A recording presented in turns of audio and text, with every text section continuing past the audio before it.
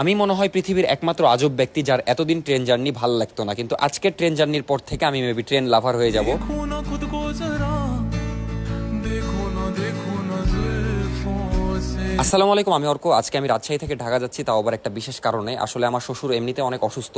আমার শ্বশুর বাড়ি নওগাঁ হওয়া সত্ত্বে আমার শ্বশুর ঢাকায় থাকে, মানে চিকিৎসার জন্য শুধুমাত্র। অসুস্থ বলতে যেন তেন ছোটখাটো অসুখ না, মানে উনি কিডনি পেশেন্ট, একটা কিডনি টোটালি ড্যামেজ, তার উপর দিয়ে আরেকটা কিডনির 80% ড্যামেজ, মানে বুঝতেই পারছেন মৃত্যুর সাথে লড়াই করছে। কিন্তু কষ্টের বিষয় হচ্ছে উনি এত অসুস্থ থাকা সত্ত্বেও আমার শাশুড়ি অসুস্থ হয়ে গেছে, যে কারণে আসলে ওনাদেরকে দেখার আর কেউ নাই। এগুলা দেখে নাফিসা অনেক বেশি কান্নাকাটি করে, আর আমার খুবই খারাপ লাগছিল। তাই বললাম যে চলো ঢাকায়। দেন 2 দিন আগে আমি টিকিট কেটেছিলাম ট্রেনের, দেন আমরা এখন রওনা দিচ্ছি। তো এবার আসি ট্রেন জার্নির কথায়। কেন আমার ট্রেন জার্নি পছন্দ না? আসলে আমার কাছে ট্রেন খুবই ঝামেলার মনে হতো, কারণ অনেকদিন আগে টিকিট কাটতে হয়, তার উপর দিয়ে ট্রেনে অনেক বেশি ভিড় থাকে, যে কারণে ট্রেন জার্নি আমার কাছে খুবই ঝামেলার লাগতো। কিন্তু আজকের অভিজ্ঞতাটা একদম অন্যরকম ছিল। আর আমার বাসা থেকে স্টেশন খুবই কাছে, তাড়াতাড়ি করে চলে আসলাম, যেহেতু আমাদের সকাল 7টায় ট্রেন ছিল। আর বিশ্বাস করেন, এর আগে আমি মাত্র 2 থেকে 3 বার ট্রেন জার্নি করেছি, যে কারণে আসলে ট্রেন সম্পর্কে আমার খুব বেশি ধারণা নাই। বাট আজকের ধারণাটা একদমই অন্যরকম হয়ে গেছে আমার ট্রেনের উপর। আর আমাদের রাজশাহী রেলওয়ে স্টেশন কিন্তু খুবই সুন্দর, এর আগে কখনো সেভাবে লক্ষ্য করা হয়নি, কারণ আমি ট্রেন জার্নি খুবই কম করি। তো চলেন আজকে আমি আমার লাইফের বেস্ট ট্রেন জার্নি আপনাদের সাথে শেয়ার করবো, আর আপনারাও আমার সাথে উপভোগ করেন আজকের ট্রেন জার্নিটা। কি করি ভেবে যে মনে বলবে কি লোকে,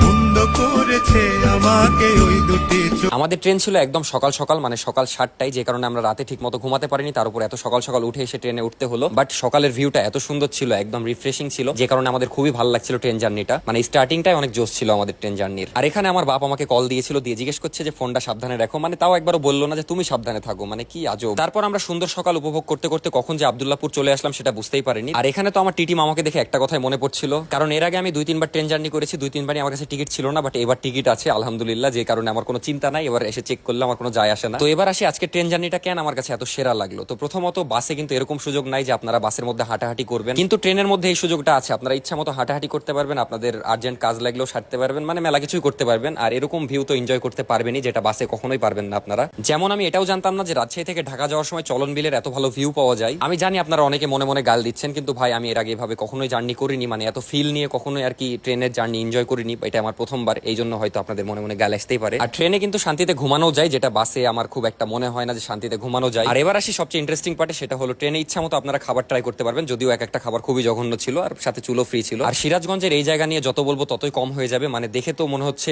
লিটল সুন্দরবন, আসলে খুবই সুন্দর লাগছিল এই ভিউটা। ইনশাল্লাহ কোনো একদিন সিরাজগঞ্জে এসে এই জায়গাটা ঘোরার চেষ্টা করবো। আপনারা কমেন্টে জানাবেন যে এই জায়গার নাম কি, আমি জানি না ঠিক, বাট খুবই সুন্দর লাগছিল আমার কাছে এই জায়গাটা। আর তার পাশে যমুনা নদী, যমুনা নদীর কথা আর কি বলবো, যত বলবো ততই কম হয়ে যাবে।